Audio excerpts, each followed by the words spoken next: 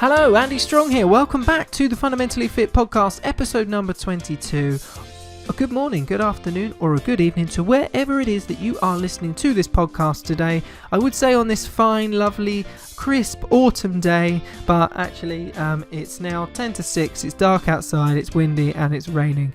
Winter is here and I'm not happy about it, but we're going to crack on anyway because I've got some amazing things to talk to you about. We've got a jam-packed podcast, lots of things going on, but first, I had the offer of a collaboration on the podcast in the last week, which was quite exciting. I'm not going to say too much about that because we're still talking about it, but hopefully that will come to fruition. But that'd be quite exciting. But for this week, we've got a couple of important topics. Well, kind of one topic, but it's kind of two different things. We're talking about buffet survival skills, and that's buffet survival skills, not Buffy survival skills. This is not a 90s vampire podcast. So we're talking about those survival skills. We're giving you some tips and tricks, some of the things that you can think about or think differently about this coming party season to basically help you. Oh, hello. Computer's talking to me, to basically give you some advice and some little tricks and things you can use to make smarter choices when you are out at your many parties, social functions, Christmas do's, meeting friends, meeting family, having dinner parties, all of these different types of things.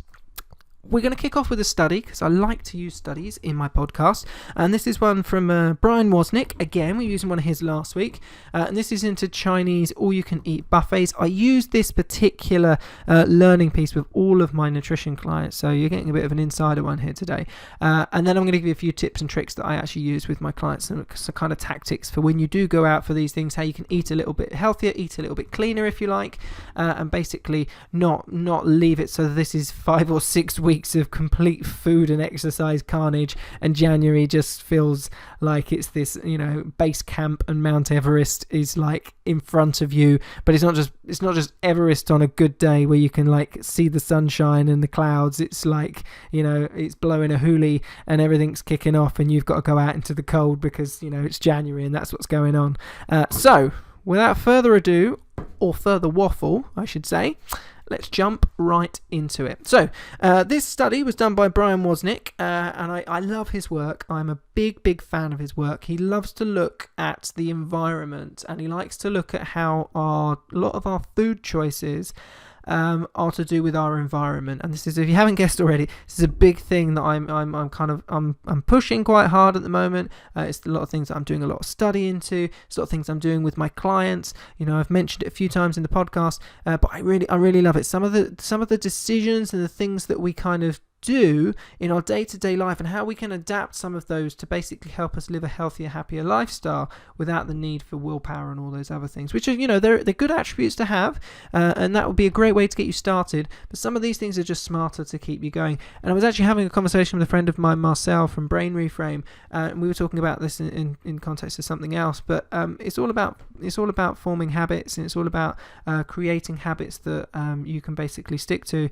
And actually it's not about willpower, and willpower will only just take you so far. So, shall I tell you about the study? Do you want to know how to ninja your way through a Chinese buffet? Are ninjas Chinese or are they Japanese?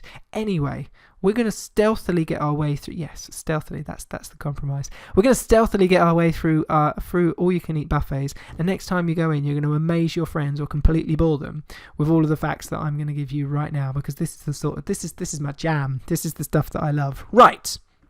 So, this study looked at the different diners that used a Chinese buffet, and they basically compared the characteristics.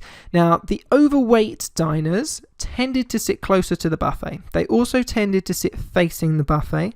They tended to choose larger plates. They would more often than not use a knife and fork, and they also tended to sit on open tables. Now, our slimmer diners, by contrast, tended to sit further away from the buffet. They tended to sit more likely in a booth, not facing the buffet.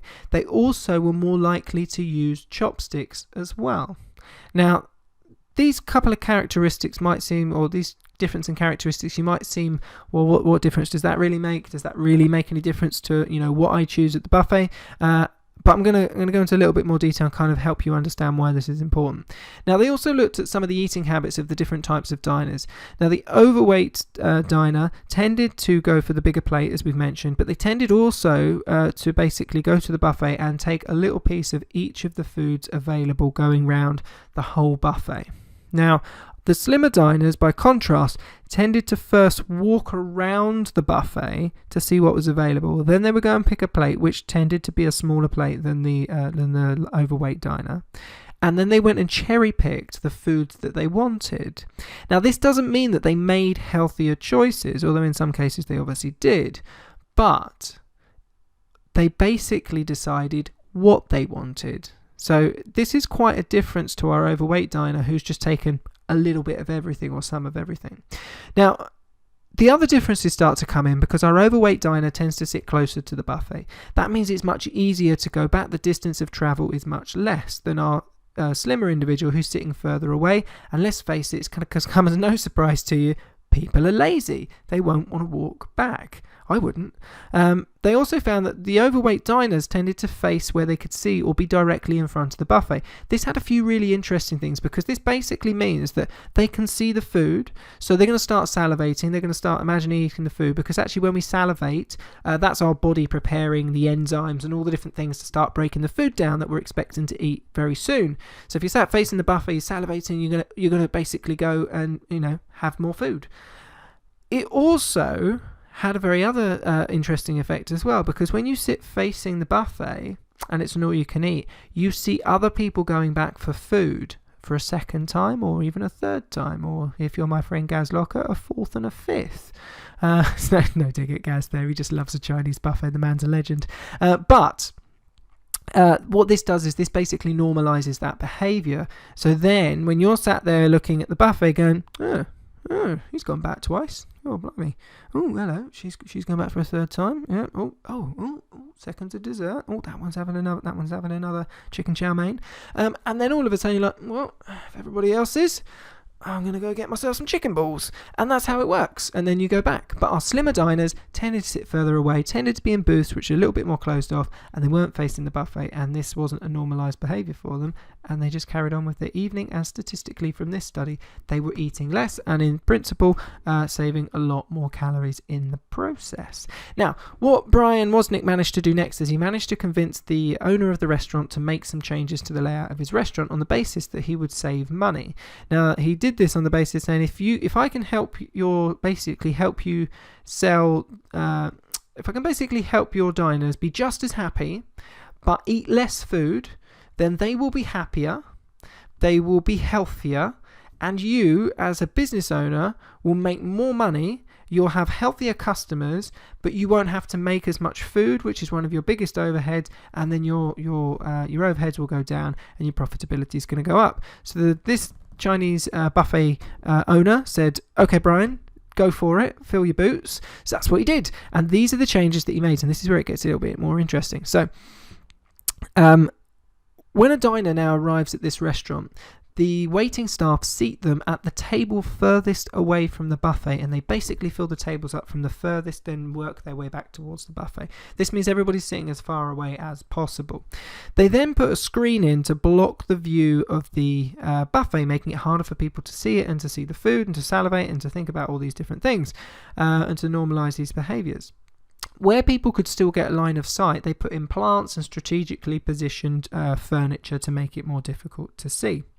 They then put out, as standard, chopsticks on the table, because this basically slows down the rate at which you can eat your food, and if you want a knife and fork, then you can request that from the waiting staff, and that was still available, but it did slow down the rate at which people eat. The next thing they did, which I particularly liked, they reduced the size of the plate, which is great, easiest save. Right, one of the big takeaways, and I know we're talking about Chinese, and I don't mean that sort of takeaway, but one of the biggest takeaways from this podcast today is shrink the size of your dinner plate, all of your crockery. If you shrink the size of your crockery, your plates, your bowls, your portion sizes will reduce dramatically immediately, and it will save you calories and you will lose weight. the last bit probably. But it will reduce your calories, definitely. It will reduce your portion sizes. If you go back and fill them up again, that's on you. But this has been proven. This is really simple. Doesn't require any willpower. It just requires you to go spend, 10-15 quid on a couple of new plates. Doesn't have to be expensive. If you want to buy a nice set, that's fine. But it doesn't require a lot of money. It's a big win, and it's really, really easy. Anyway, I digress. So they reduced the size of the plates at the buffet, so now everybody's got the smaller plates. And then what they did with the plates, and I love this, they put the plates at the far end of the buffet.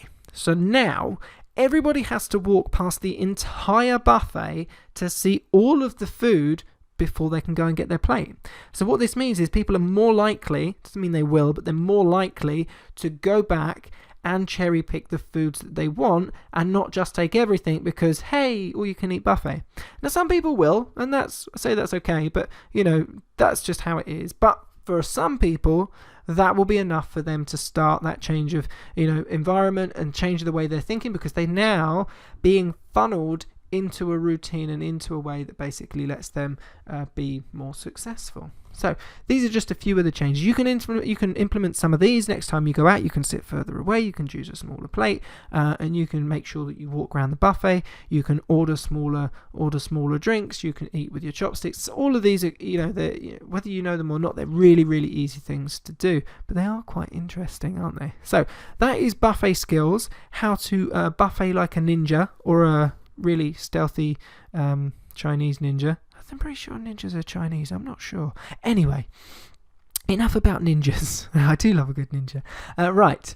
Some of my own sort of tips and advice. So I really like this study. It ties in really nicely. It's this time of year where we have a lot of these issues, but some practical tips as well if you're dining out. And these are some of the things I go through with my clients this time of year, every year, without fail. So you're going out, let's say, for a meal with friends, or it's a works do, and you've got a Christmas menu. Pretty typical this time of year. Most places you go, it's set menu. So you're going to know what's available before you go. Hopefully sometimes you have to order it before you go, which means you can make that choice, that sensible choice, and then you forget about it, and then when you turn up you just get your food. So if you make a sensible choice now, that's locked in, job done, that you're halfway there. But if you're going and you're going to choose your food when you get there, one of the things you can do, and I really strongly recommend you do this if you're serious about keeping your diet on track and enjoying yourself but trying to keep everything sensible, is go and check that menu before you get to the restaurant. So have a look online, whether it's a set menu or you're just going to a restaurant, go and check the menu before you get there, because go knowing at least one or two things that you can eat that's healthy, or the healthier choice. Because if you do that, then you're halfway there, because then you haven't got to make a decision, you just know, and that makes it a lot easier than turning up and going, oh, really should have the fish, or is the fish healthier than the chicken? But you know what, I think I'm probably gonna have the fish and chips, or maybe I'm just gonna have the parfait, and you're not really sure, you haven't really decided, and then you go completely off the rails and get, it's Christmas, I'm just gonna have what I want, and the reality is it's not Christmas. It is Christmas time, yes, it's the festive season, but Christmas can be this really protracted 5-6 week period, and every bad meal, every decision that you make that makes you feel bad about yourself, because unfortunately food can do that to us, but every decision that makes you feel a little bit worse about yourself means you're much more likely to give up and restart in January. And as soon as you do that, then all of the buffers come off, all of the decision making goes out the window, and then it becomes a free-for-all until January. It's never Christmas Day that does the damage, it's this period either side, and then January you're in base camp, Everest has got to be climbed, it's blowing a hoolie outside, you've got to go out and climb, and we've got to start the year, and you want to start moving forward, but you've lost a lot of momentum, you've put extra weight on, and it doesn't need to be like that. So some of the choices, some of the things you can do, make sure you check that menu, make sure you have some good ideas in your head. In terms of drinks, what you might be able to drink, then good choices would be, say, a Prosecco or something with bubbles. A Prosecco is usually about 120 calories a flute, so relatively low calories. If you choose to drink the whole bottle, then obviously that's a lot more calories. Tends to be quite low. Dry white wine, always lower in calories as well. If you're having something with a mixer, go for a diet mixer. If you're going for a soft drink, really go for water if possible. But if you don't want to do that, then go for a diet soft drink if possible. We can have the argument in another podcast as to how good they are, but we're just trying to find a few compromises to kind of help you restrict those, or kind of have a better balance for those calories over the day or over the evening. In terms of food choices, say you're going for an Indian or something like that, you really want to try and opt for the tomato based curry sauces. Try and avoid the creamy sauces. Try and avoid the deep fried foods like the onion bhajis, for example. If you're having rice, go for boiled rice, because the pilau is fried and that's going to have a stack load more calories and fat in it that you just don't need. It's always a good idea to maybe split the rice with a friend or a partner as well, because quite often the portions are huge. Or have a naan bread instead and split that. That can be really nice. Means you have a little bit of what you want, but not quite so much if you ordered one of everything. Another really good thing you can do if you're going for Indian would be something like a tikka on the bone, chicken tikka on the bone. That makes for a really nice, really healthy choice. Or quite often there's quite a few fish curries that can be quite good as well, but again, go for those tomato, not cream based sauces.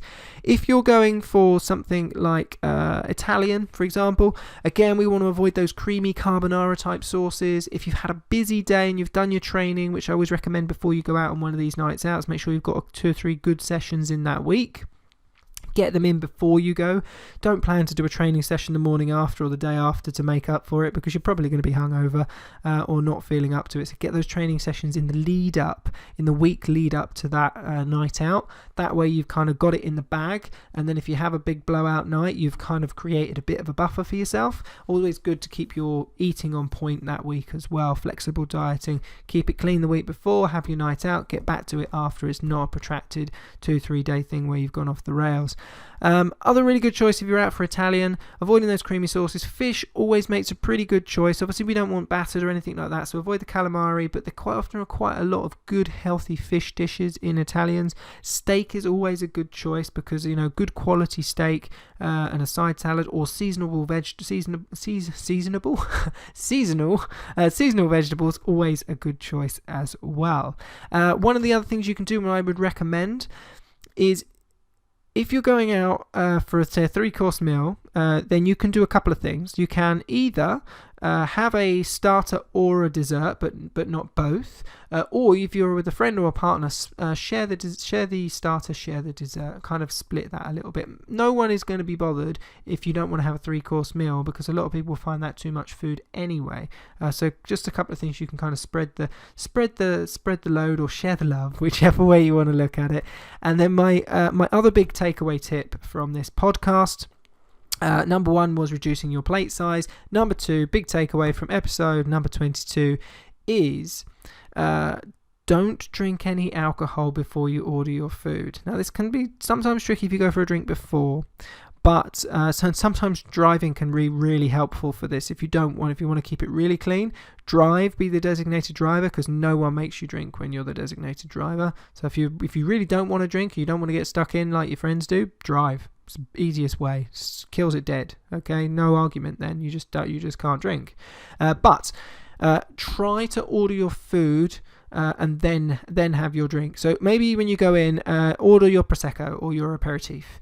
And order a water at the same time, and then just drink your water until you've ordered your food. There's a couple of reasons for this. Alcohol will stimulate your appetite. So if you stimulate your appetite and then you order your food, you're going to overeat. You're going to over-order things that you don't really need. It also gets you around behind, which can be quite useful because it basically means that you're still drinking while others are going ahead and they kind of leave you alone a little bit, or try and order drinks of water in between as well to try and keep you hydrated as well. So that is episode number 22. We've talked about our buffet survival skills. We've talked about some of my top tips for helping you manage some of these party nights out and meals out with friends. Hope you found it useful. If you have, share the tips with your friends. Share this podcast with your friends. If you've got a big party coming up and you know someone is stressing about how they're going to manage their diet, send them this podcast. Hopefully they'll find this useful. We're at 20 minutes. It's not too long. They can listen to it on the train. They can listen to it in their car. And that would be a really cool thing to do, and I would appreciate it very much. So that is episode number 22. I hope you've enjoyed it. I hope you found it useful. If you have, leave us a review on iTunes. Leave us some feedback on the Fundamentally Fit Facebook page. If not, I will see you in episode number 23. Have a fantastic week. Enjoy your Christmas parties if they're starting this week. If not, I know they'll be coming soon. 1944. I'm going to get out of here before I hit the 20. Have a fantastic week, everybody. I'll see you in episode 23. Goodbye.